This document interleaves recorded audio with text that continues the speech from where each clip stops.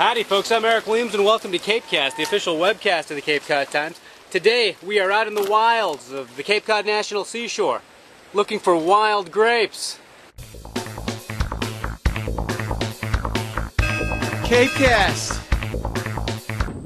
This grapey adventure begins at the Fort Hill area in Eastham. So beautiful. At the overlook parking lot, you'll see a trail going off back behind into the woods. That's where you go to get the grapes. Boy, the weird thing is you can kind of smell these grapes. They're maybe baking in the sun. Right off this trail by the sign that says Black Locust, I can see grape leaves over in what probably isn't a clearing, but let's go in anyway. The hardest part of all this is having the perseverance to fight the incredible pricker bushes and jutting leaves and sticks that can really get you around here.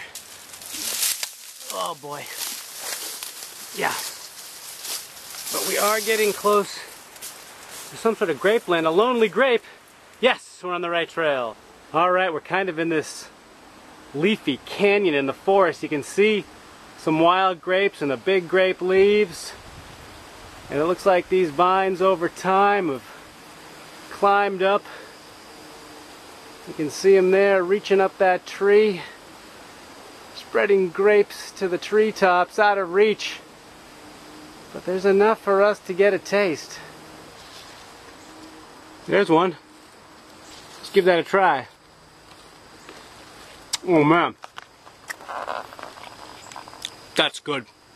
Well, I haven't got a ton of grapes, but it only took me like 5 minutes so and a bunch of brushes with prickers. But look at those juicy little beauties.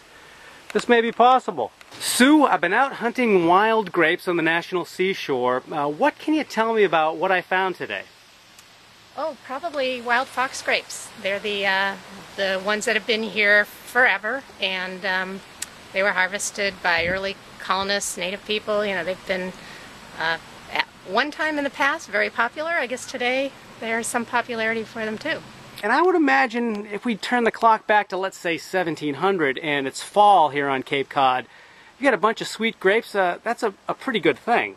Oh yeah, you could have your fill with plenty of wonderful, sweet, tasty grapes. When sweet things really weren't around too much. Right, not too much at all, and it's fairly large fruit. You know, yeah, more than you could eat, more than you could ever need. So what would folks do with them in the colonial days? They get these fox grapes and they bring them home. What are the projects that begin?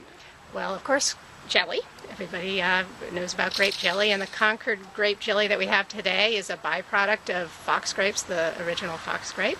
You can make wine. And in fact, an early settler here wrote back to his family in England and said they made a tolerably good wine. Hey, that's not a bad thing in a new country. Not bad at all. And I also understand you might have a very interesting program coming up vis-a-vis these wonderful fruits and things in the forest.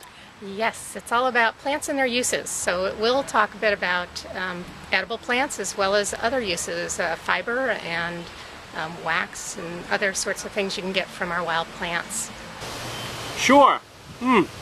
Wild grapes are delicious, but they aren't the only thing you can pick on the Cape Cod National Seashore. I've got the complete list right here.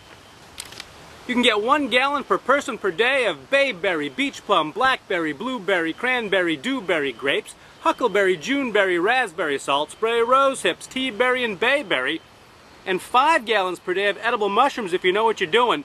You know, it's a good idea for all this stuff to check in at the Cape Cod National Seashore Salt Pond Visitor Center in Eastham. Ask them what you can get, how much you can get, and then get on out there. It's delicious. CapeCast.